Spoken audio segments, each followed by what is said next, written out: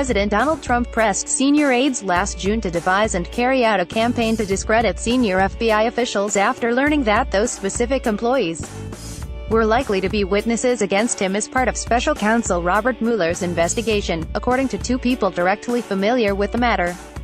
In testimony to the Senate Intelligence Committee on June 8, recently fired FBI Director James Comey disclosed that he spoke contemporaneously with other senior bureau officials about potentially improper efforts by the president to curtail the FBI's investigation of alleged collusion between the Trump campaign and Russia to interfere in the 2016 U.S. presidential election. Mueller is investigating whether Trump's efforts constituted obstruction of justice. Not long after Comey's Senate testimony, Trump hired John Dowd, a veteran criminal defense attorney, to represent him in matters related to Mueller's investigation. Dowd warned Trump that the potential corroborative testimony of the senior FBI officials in Comey's account would likely play a central role in the special counsel's final conclusion, according to people familiar with the matter. In discussions with at least two senior White House officials, Trump repeated what Dowd had told him to emphasize why he and his supporters had to fight back harder, in the words of one of these officials. In a brief conversation Friday afternoon, Dowd denied the accounts of administration officials contained in this story as flat-out wrong, but he also refused to discuss what details were incorrect. "My advice to the president is confidential," he told Foreign Policy. "You don't know me," Dowd added. "You don't know how I lawyer, and you don't know what I communicated to the president and what I'd not." While Dowd's private advice to the president would ordinarily be protected by attorney-client privilege, Mueller might be able to probe comments that Trump made to others about that legal advice by asking him directly about it, as well as anyone else he shared that advice with.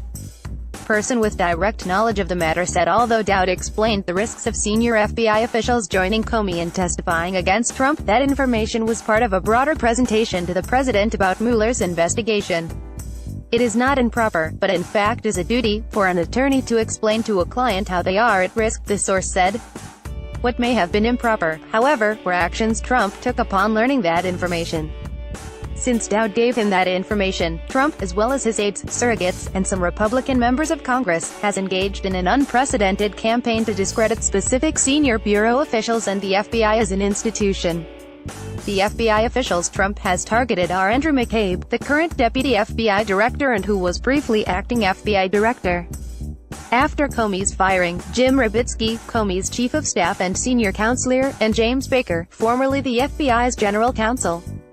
Those same three officials were first identified as possible corroborating witnesses for Comey in a June 7 article in Vox. Comey confirmed in congressional testimony the following day that he confided in the three men. In the past, presidents have attacked special counsels and prosecutors who have investigated them, calling them partisan and unfair. But no previous president has attacked a long-standing American institutions such as the FBI, or specific FBI agents and law enforcement officials. Mueller has asked senior members of the administration questions in recent months, indicating that prosecutors might consider Trump's actions also to be an effort to intimidate government officials, in this case FBI officials, from testifying against him. The New York Times reported late Thursday that Trump also ordered the firing of Mueller last June. Trump reportedly changed his mind after White House counsel Donald McGahn threatened to resign, and two of the president's highest-ranking aides told him that it would have devastating effects on his presidency. Press reports at the time said there were indications that Mueller was already investigating Trump for obstruction of justice, even though he was only recently appointed. Obstruction of justice cases depend largely on whether a prosecutor can demonstrate the intent or motivation of the person he or she charges. It's not enough to prove that the person under investigation attempted to impede an ongoing criminal investigation. A prosecutor must demonstrate some corrupt purpose in doing so. That Trump may have been motivated to attack specific FBI officials because they were potential witnesses against him could demonstrate potential intent that would bolster an obstruction of justice case, the White House declined comment for this story, but a White House spokesman, Rod Shaw, responded to recent reports that Attorney General Jeff Sessions had pressured FBI Director Christopher Wray to remove McCabe as deputy director. Having the Attorney General pressure the FBI Director to remove his deputy would be an unprecedented act in modern U.S. political history. The president has enormous respect for the thousands of rank-and-file FBI agents who make up the world's most professional and talented law enforcement agency, Shaw said.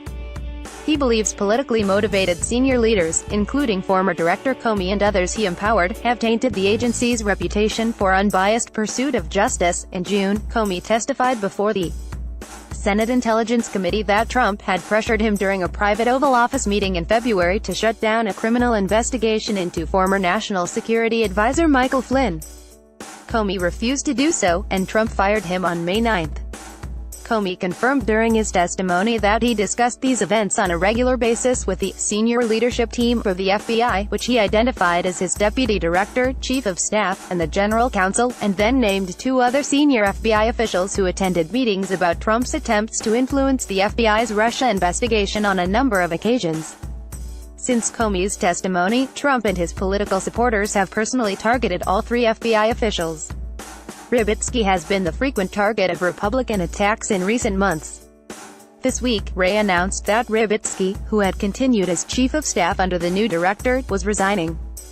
Trump also mentioned Baker, who was recently replaced as the FBI's top lawyer, following allegations that he had served as a source for a reporter. "Wow, FBI lawyer James Baker reassigned," according to Fox News, Trump tweeted on Deck. 23 McCabe, at the time Comey identified him as a corroborating witness, was acting director of the FBI. McCabe became interim director when Comey was fired and then went back to being deputy director after Wray was named as the new FBI director. As acting FBI director, and later returning as deputy director, McCabe could potentially be, next to Comey, the most damaging FBI witness against Trump in Mueller's investigation.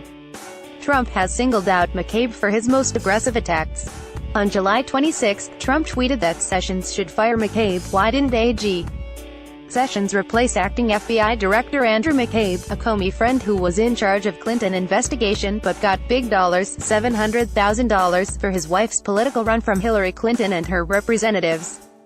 Drain the swamp. Trump was making reference to the fact that McCabe's wife, Jill McCabe, had run for the Virginia State Senate and received hundreds of thousands of dollars in campaign contributions from the Virginia Democratic Party, as well as from a political action committee associated with then-Gov. Terry McAuliffe, a close political ally of the Clintons. Jill McCabe received no money directly from Hillary Clinton. Andrew McCabe helped oversee the FBI's investigation of Clinton's use of a private email server.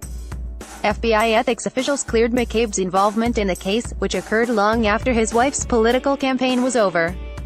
After it was reported that McCabe planned to retire later this year, Trump tweeted, "FBI Deputy Director Andrew McCabe is racing the clock to retire with full benefits. 90 days to go."